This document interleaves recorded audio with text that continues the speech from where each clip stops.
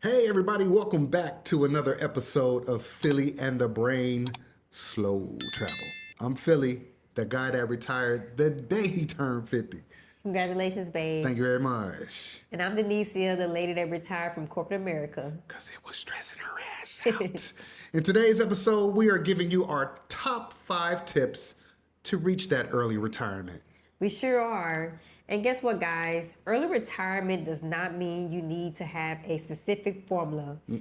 It just means that you need to have a good combination of investments, savings, Get out of debt. getting out of debt, and passive income. Yep. All right, so we got those 5 tips plus a bonus. Stay tuned, guys. Let go.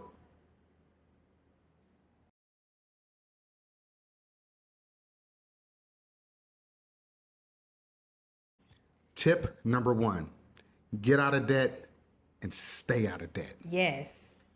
High interest debt is a wealth killer. If you're paying 18% on a credit card, that's money you're losing every single month. High interest is a direct wealth killer. And guys, you need to start off with the highest interest debt first. You cannot build wealth or even think about retiring early when you have so much debt. I know this is very hard for a lot of people to hear, but it's really the truth. The more money you're giving to someone else, the less money you have towards your freedom and to retire early. That's right. And babe, you were out. Look, debt freedom, I'm telling y'all, debt freedom is mental freedom. And I'm speaking from experience because this is my 3rd and final time removing myself from debt. Okay? The first 2 times I used the debt snowball, if you're Snowball familiar with effect. that. And the 3rd time, I just did what the brain told me. Yeah, so we used the snowball effect, but before we did that, I told him to focus on paying the smallest debt amounts first, like those amounts that are like $100 or $200. And then once he did that, then we focused on paying the highest interest rate debt next and Yep. final until we Yep. were completely done. Yep. Once your debt is gone, saving just becomes so much easier. It certainly does.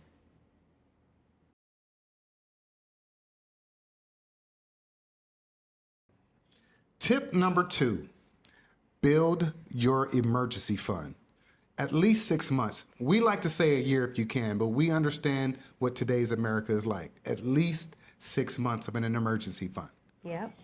So life happens, guys. Contract ends. You may lose your job. Country visa changes.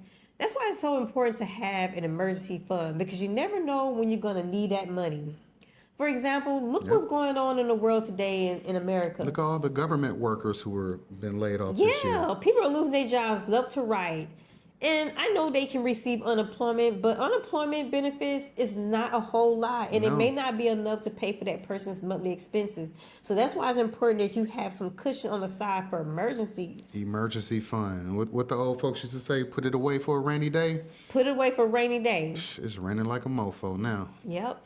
Also, your emergency fund keeps you from slipping back into debt. It keeps you stable. Don't want to go back into debt. Not gonna do it. You don't want to do it. Not gonna do it.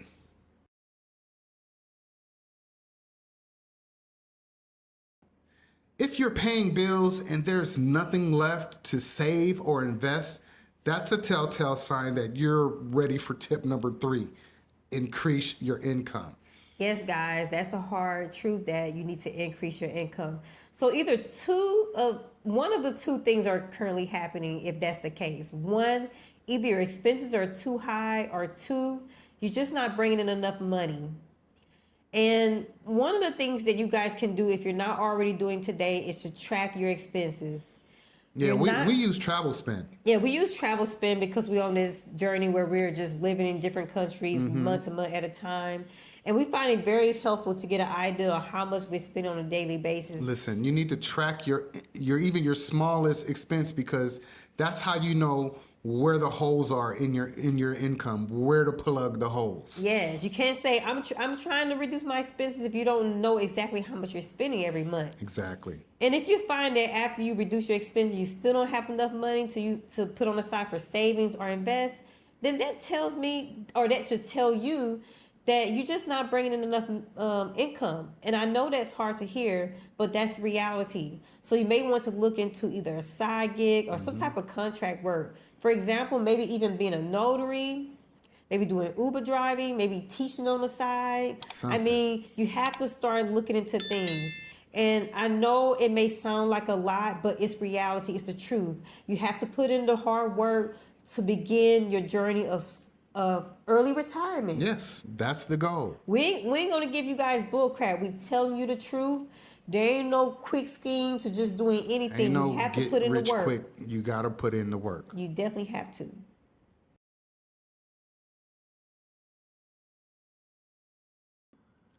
Tip number 4, invest consistently and intentionally. Once you have your savings set aside, now you can start making that money work for you.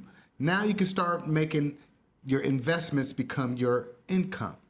Yes, and also the part that baby miss is once you have paid off your debt, That you part. have more money that you can use for invest. And I personally think that once you have at least 6 months, if not up to a year of your monthly living expense, go ahead and invest everything else.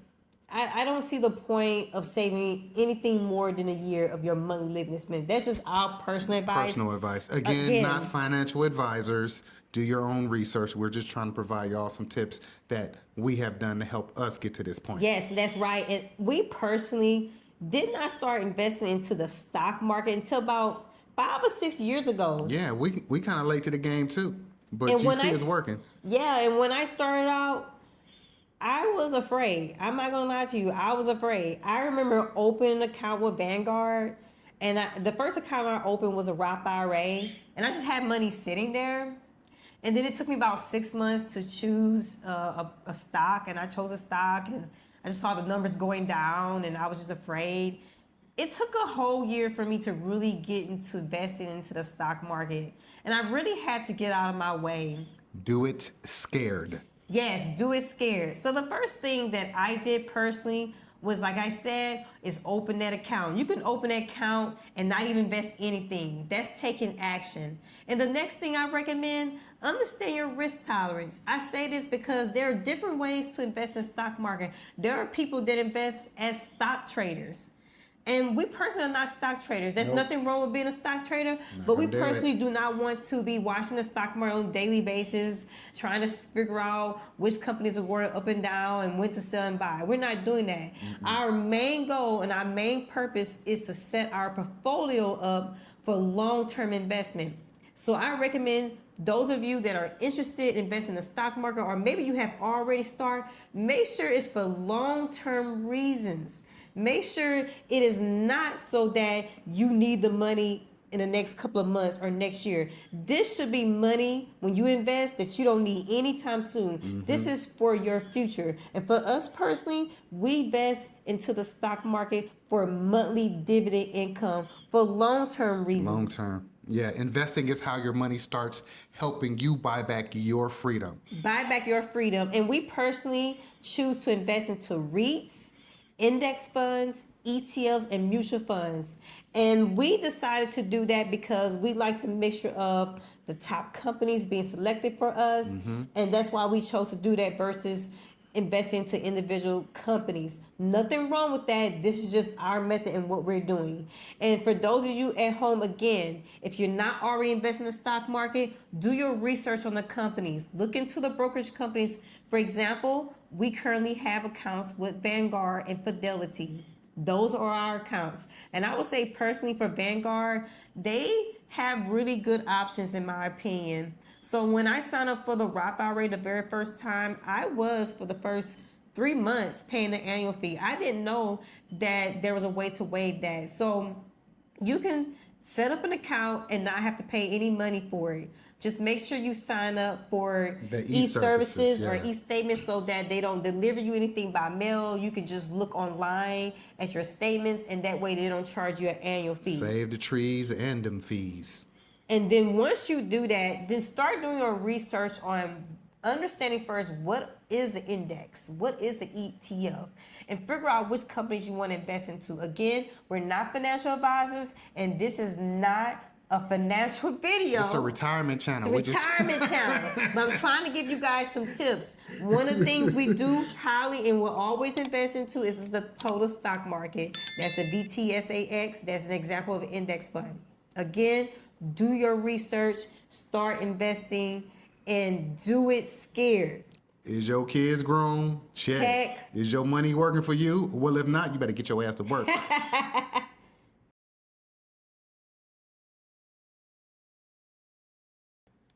Are you planning to retire fully or partially retire? Maybe you want to work for yourself or contract part-time. Listen, we've been getting some heat in the comments. Y'all saying that we really not retired. I don't have to put on a uniform and drive to the airport anymore. I chose to work for us. Yes, and it don't feel like work. Yes, Phil officially retired after 25 years working for United Airlines. And the last video we created, there were so many harsh comments about, you guys are not fully retired, you're partially retired. It's all okay, good. if you want to call it partially retired, so what? We're working for ourselves now. Retirement looks different to everybody. It's not the same. So when it comes to the numbers, right? You got to know your number. You got to know your number. Got to know your number. You really need to know your number. And to know that number, you need to figure out where do you plan to be long-term once you retire. And you got to figure out, do you want to retire early or do you want to retire later in life? Do you want to retire in the States or do you want to retire abroad? Now, if you want to retire abroad, we suggest you book a trip. Go check it out because the expenses, you need to track those expenses over there so you can get down to your real number. Yes, and if you're looking for a video to kind of get an idea of what it may cost potentially to live abroad, check out our video, our budget video on how to live abroad for $2,000 a month. It is possible, guys.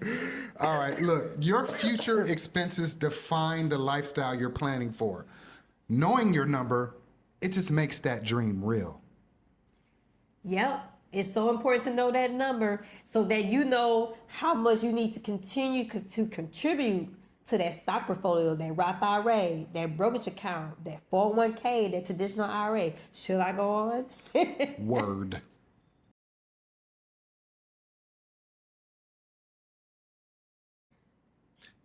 It's bonus tip time. Bonus. Y'all ready for the bonus tip? Around. All right, here's the bonus tip. You must define your why. That is so important because believe it or not, there are people retired and they are bored. Why do you want to retire early? What are you going to do? You know? Yeah, what do you want to do in your retirement? I mean, once you retire, like, do you want more time to yourself, that freedom to do the things that you never had the chance to do? Listen, your why is going to keep you motivated and grounded, you guys. So the why is really important when it comes to your retirement. And maybe you really work in a stressful job. I was working in a high-end tech field, made a lot of money. Ooh, so However, stressed. money is not that important. People think I'm crazy, but I'm serious. If you stressed out all the time, that money is not that important. Listen, whether it's slow travel, building a business, spending more time with family, writing a book, or having just peaceful mornings, that's your driver. That is your why. Yes, and you have more time to really focus on the things you want to do. Like right now, I'm writing a book. And the money is just the fuel. The why is the destination. It certainly is. All right, y'all. So that's going to do it for this episode. Thank y'all for sticking in and hanging out with us today. Do all the things, like, comment, share, subscribe, and don't forget to hit that notification bell so you know when we are dropping another video. That's right, guys. By you guys subscribing, liking, and sharing these videos, it tells us that you want us to continue to create these type of videos. That's right. And if you like, it tells YouTube to keep pushing this message, this video to everyone else because our people need to hear this information. My people are destroyed for lack of knowledge. Yes. All right, y'all. Y'all know what it is. Until next time. Take care of each other. Love one another. Peace. Swati Ka. Cop, cop. Let's go eat. I'm hungry. Yeah. You just eat. So, still hungry. Let me ask you a couple of questions. Are your kids grown? Check. Is your money working for you? Check. Then why are you still in the divided states? Why not consider slow traveling? And if you're seriously considering slow traveling, check out our Grounded Life retirement community. Other people have done this before you and they've made the mistakes. And it's all laid out for you here. So when you start your travel journey, it is not so rough, you guys. Tap into community. And if you're considering starting a YouTube channel, check out the YouTube After 40 course. Listen, again, the tools that you need to be successful are right here. All you have to do is put in the work. Scan right here, or the link is in the description. Grounded Life, slow travel. Let's go.